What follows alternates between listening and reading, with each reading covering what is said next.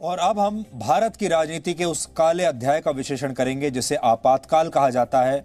और आज की जो पीढ़ी है वो शायद इसके बारे में ना जानती हो, लेकिन उसे जानना चाहिए। और खास तौर पर वो लोग जो ये नारा लगाते हैं कि वो छीन कर आजादी ले लेंगे, उन्हें तो ये विश्लेषण जरूर देखना चाहिए। ये वो दौर नहीं था जब लोग नारे लगाकर आजादी मांगते थे, बल्कि ये वो दौर था जब लोगों ने सचमुच अपनी आजादी खो दी थी। वर्ष 1971 के आम चुनावों में गरीबी हटाओ के नारे के साथ इंदिरा गांधी का प्रचंड बहुमत के साथ सत्ता में दोबारा आगमन हुआ था, वापसी हुई थी। कांग्रेस ने इस चुनाव में 518 में से 352 लोकसभा सीटों पर जीत हासिल की थी।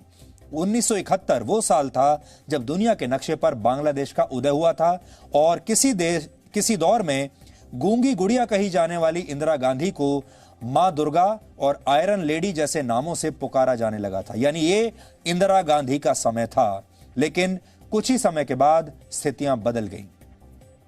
25 और 26 जून के बीच की रात इंदिरा गांधी ने देश के इतिहास में आपातकाल यानी इमरजेंसी का काला अध्याय लिख दिया। कहा जाता है कि आपातकाल की नींव 12 जून 1975 को ही रख दी गई थी। वर्ष 1971 में इंदिरा गांधी रायबरेली से सांसद चुनी गई थी। उन्होंने लोकसभा का चुनाव वहां से जीता। इंदिरा गांधी के खिलाफ संयुक्त सोशलिस्ट पार्टी के प्रत्याशी राजनारायण ने इलाहाबाद हाईकोर्ट में एक याचिका दाखिल की। राजनारायण चुनाव तो हार गए थे, लेकिन उसके बाद वो कोर्ट चले गए। राजनारायण ने अपनी इस याचिका में इंदिरा गांधी पर 6 आरोप लगाए और 6 बहुत संगीन आरोप थे। उनके मुताबिक पहला आरोप था, इंदिरा गांधी ने चुनाव में भारत सरकार के एक अधिकारी और अपने निजी सचिव यशपाल कपूर को अपना इलेक्शन एजेंट बनाया और यशपाल कपूर का इस्तीफा राष्ट्रपति ने मंजूर नहीं किया था। यह एक संगीन अपराध था। दूसरा आरोप, रायबरेली से चुनाव लड़ने के लिए इंदिरा गांधी ने ही स्वामी अद्वैतानंद को बतौर रिश्वत 50,000 रुपए दिए ताकि राजनारायण के वोट कट सके। तीसरा आरोप, इंदिरा गांधी ने चुनाव प्रचार के लिए वायुसेना के विमानों का दुरुपयोग किया। चौथा आरोप था, इलाहाबाद के डीएम और एसपी की मदद चुनाव जीतने के लिए ली गई, जो कि गैर कानूनी काम है।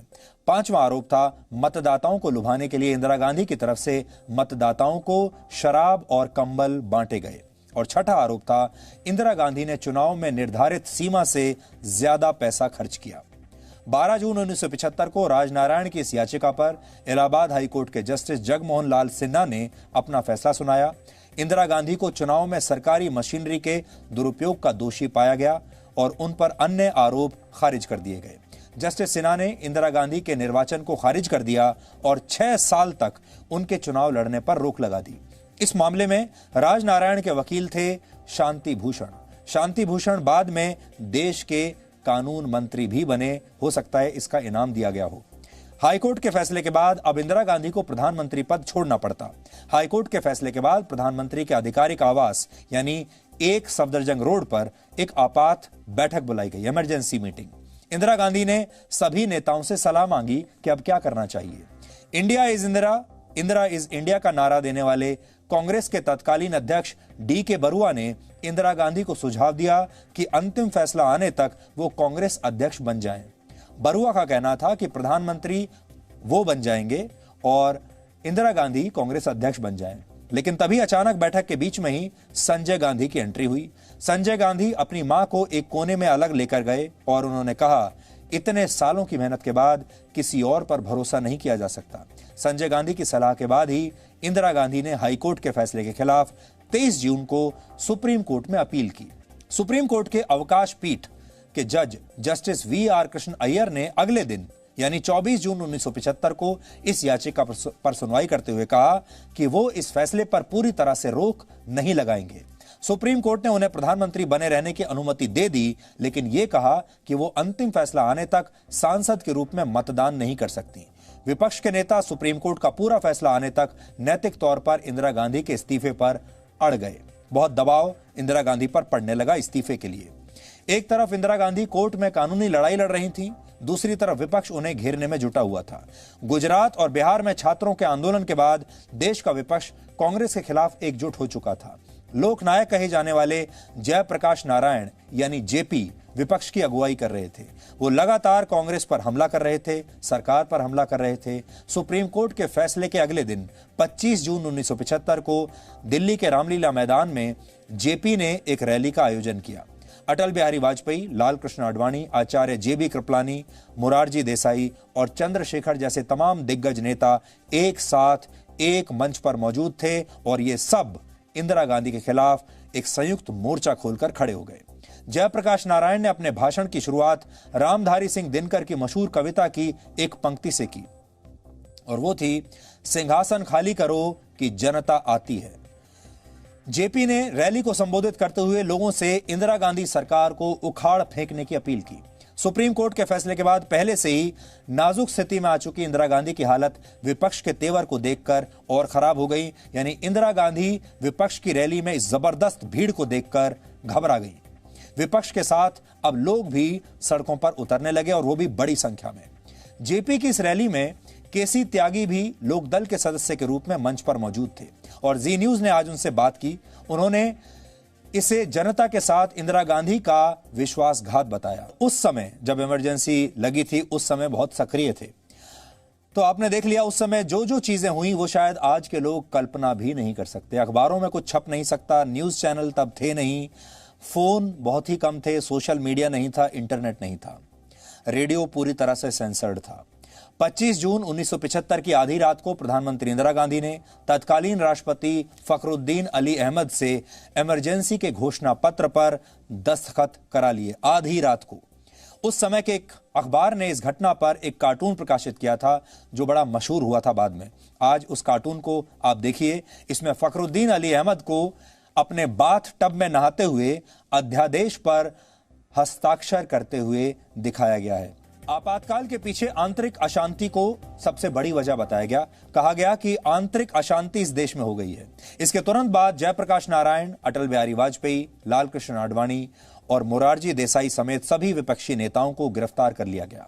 26 जून 1975 को सुबह 6 बजे कैबिनेट की एक बैठक बुलाई गई। यह बैठक किसी विचार विमर्श के लिए नहीं बल्कि मंत्रियों को यह सूचना देने के लिए बुलाई गई थी कि आपातकाल लगा दिया गया है। यानी किसी भी मंत्री से किसी भी तरह का कोई डिस्कशन नहीं हुआ, कोई बातचीत नहीं हुई, उनकी राय भी नहीं जानी गई। इस बैठक के तुरंत बाद Indira Gandhi all India radio के ऑफिस रवाना हो गईं, जहां उन्होंने रेडियो पर देश को संबोधित किया। इंदिरा गांधी ने अपने इस रेडियो पर दिए भाषण में देश की जनता को बताया कि सरकार ने जनता के हित में कुछ प्रगतिशील योजनाओं की शुरुआत की थी, लेकिन इसके खिलाफ गहरी साजिश रची गई, इसलिए उन्हें आपातकाल जैसा कठोर कदम उठाना पड़ा। इसके बाद प्रेस की आजादी पूरी तरह से छीन ली गई।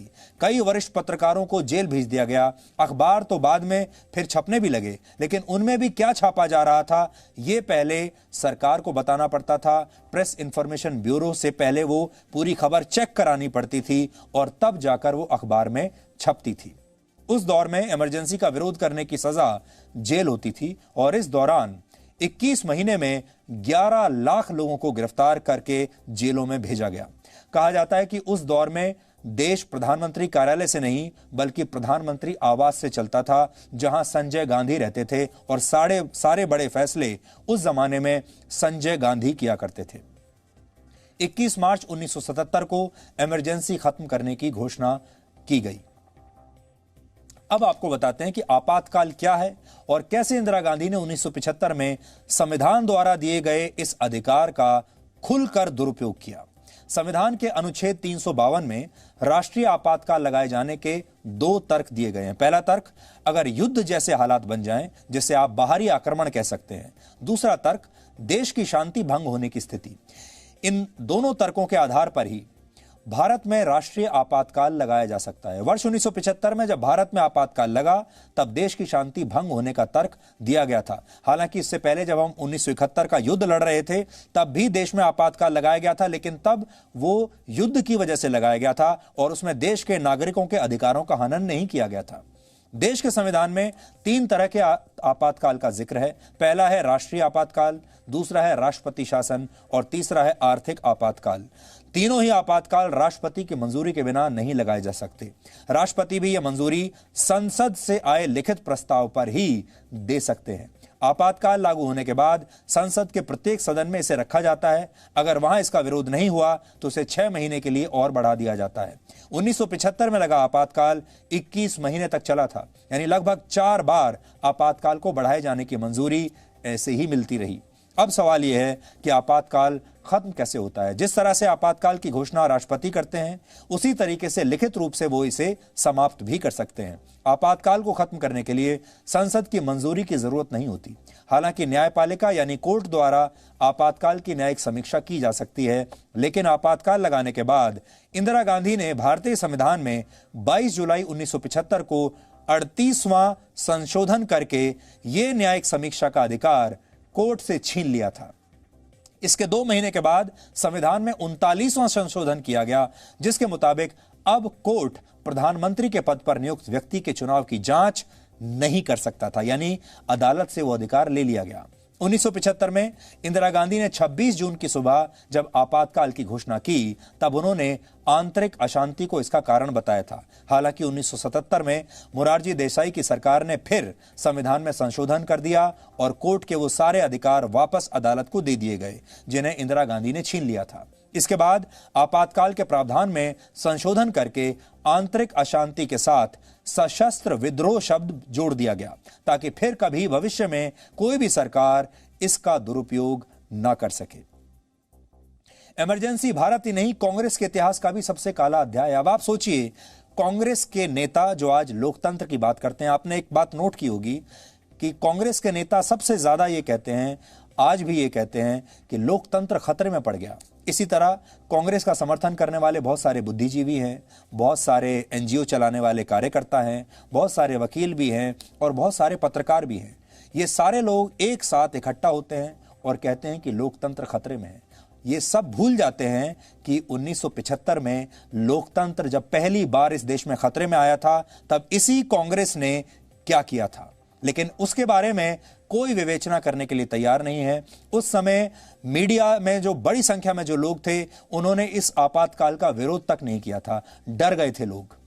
आज से 20 वर्ष पहले यानी वर्ष 2000 में कांग्रेस के वरिष्ठ नेता और पूर्व राष्ट्रपति प्रणब मुखर्जी जी न्यूज के इसी स्टूडियो में आए थे और तब मैंने ही उनसे इमरजेंसी के मुद्दे पर बात की थी। तब उन्होंने क्या कहा था, आज पूरे देश को सुनना चाहिए। प्रेस सेंसरशिप, जजों के तबादले, स्टरलाइजेशन, इस सब का कुछ एक्सप्लेनेशन है कांग्रेस पार्टी के पास? मैं तो बताया, तो emergency is an extraordinary situation and naturally its impact would be extraordinary. It is not a normal situation, and that's why the decisions were also not normal. They were also abnormal. No, it's not that point. You are talking. Whenever there is an emergency situation, in that emergency situation, there are certain impact on the fundamental rights, on the functioning of the judiciary, on the functioning of other various organizations. Therefore, it is not correct to compare an ordinary situation with an extraordinary. हम बात कर रहे थे, आप कह रहे हैं कि उस समय आप कन्विंस थे। अब 25 साल बाद आपको ऐसा लगता है कि वो एक फैसला गलत था, हर तरफ उस फैसले की आलोचना हुई? Look, this debate took place immediately after people also gave their verdict. It is still a debatable issue, there is no doubt in it. And there are somebody who feels that it was not the correct decision. Somebody feels that it may not be correct decision, but it was an inevitably necessary decision. So far I am concerned, I cannot just sit on value judgment from the hindsight. But this much I can tell, that at that point of time, what was considered to be necessary was being done. And what happened after that, it was not less than emergency axes. देश के पूर्व राष्ट्रपति प्रणब मुखर्जी, उस समय ये 20 साल पुराना interview आज हम आपको दिखा रहे हैं, जब वो हमारे स्टूडियो में आए थे, जी न्यूज के स्टूडियो में, और इमरजेंसी पर हमने उनके साथ बात की।